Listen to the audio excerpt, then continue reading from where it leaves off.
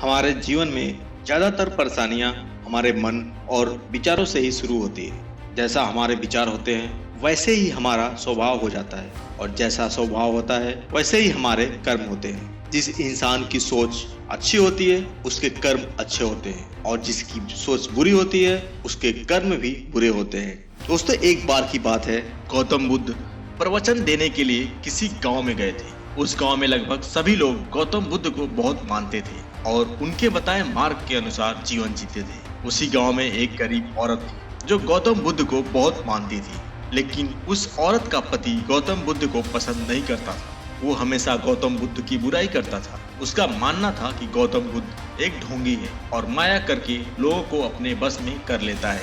एक दिन उस औरत ने गौतम बुद्ध से बहुत प्रार्थना करी और उन्हें दिन का भोजन करने के लिए अपने घर पर बुला लिया। गौतम बुद्ध ये बात नहीं जानते थे कि उस औरत का पति उन्हें ढोंगी समझता है और बुरा भला कहता है। गौतम बुद्ध ने दिन के समय अपने कुछ शिष्यों के साथ भोजन करने उस स्त्री के घर पहुंच गए।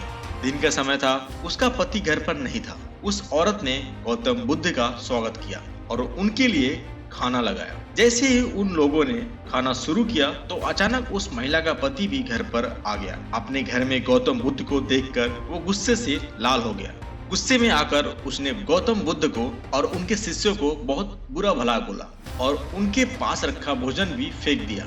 गौतम बुद्ध ये सब देखकर सिर्फ मुस्कुराते रह गए। जब उन्हें लगा कि उस व्यक्ति का गुस्सा कम हो गया है तो उन्होंने उनकी पत्नी को भोजन पर आमंत्रित करने के लिए धन्यवाद किया और मुस्कुराते हुए अपने शिष्यों के साथ वहां से चले गए। भगवान बुद्ध का ऐसा स्वभाव देखकर उस व्यक्ति के मन ही मन में बहुत शर्मिंदगी महसूस होने लगी। वो खुद से घृणा करने लगा। सारी रात वो यही सोचता रहा कि इतना अपमानित होने के बाद भी कोई इंसान इतना शांत कैसे रह सकता है। उसे अपनी गलती का एहसास हुआ और वो अगले दिन गौतम बुद्ध के पास माफी मांगने के लिए आ गया।